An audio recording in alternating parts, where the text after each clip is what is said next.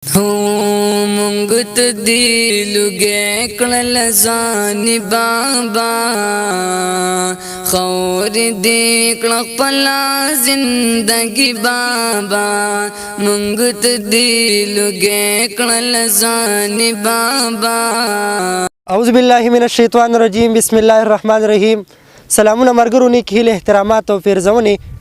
ستاسو ورور ستاسو ملګری محمد الیاس سجز یم په دغه تمه دغه هیله روغ جوړ به خوشاله به او د صحت په جامه به قدرمندو شکور علاقه ده مدرسه تفهیم الاسلام کې دا وخت موجود ما مفتی صاحب هم را سره دی او په څنګ کې را سره ګلاله ماشوم سودیس ماشوم را سره ناست دی چې الله ول ډیر زیات خسته او زبردست आवाज ورکړي قدرمندو د دوی نه د والدینو باره کې یو خپل انتقال مورو والدین چې کوم دي نو هغه یو عظیمه سرمایه ده بچي د سنم نه خبريږي او والدین دغه لپاره منډه تړلوي دغه د سبق غم دغه چې کوم دي نو د خوراک سکه د اس غم کوي نو د والدینو باره کې یو کلام را سره شریک کوي.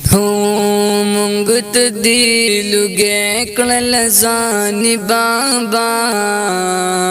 خور دې کړ خپل زندګي بابا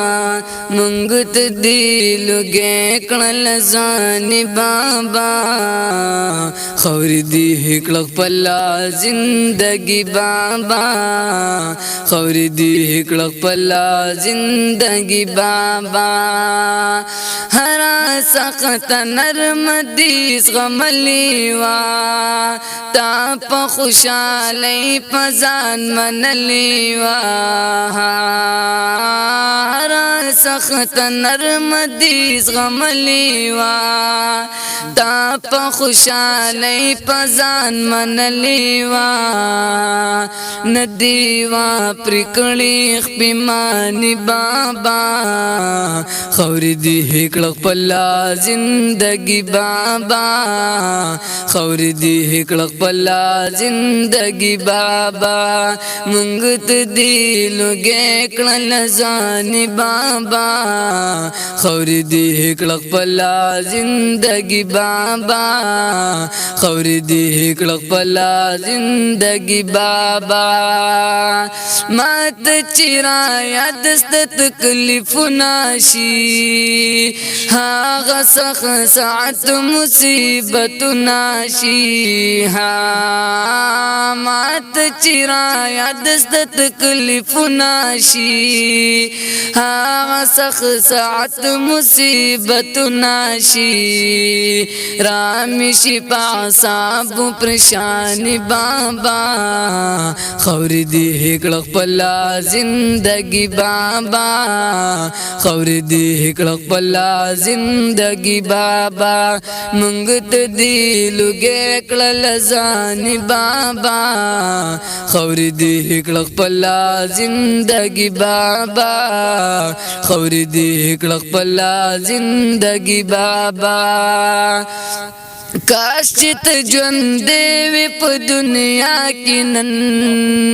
کړي نظاره دې فضا کې نن کاش چې ته ژوند دې په دنیا کې نن کړي نظاره دې فضا کې نن لیدي د بچو دې خاني بابا خور دې کړ خپل زندگی بابا خور دې کړ خپل زندگی بابا مونږ ته دی لږه کړل ځان بابا خور دې کړ خپل زندگی بابا خور دې کړ خپل زندگی بابا. انشاءالله ډیر خول او ډیر زبردست قدرمندو کتونکو امید ساتم چې تاسو هم ډیر زیات خوښ شوي تر بل پروګرام پورې ما محمد الیاس سجز لرا کې اجازه چیرته مې خاد اوسئ آباد اوسئ خوشاله بریالي اوسئ د لوی الله په امان. السلام علیکم ورحمت الله وبرکاته.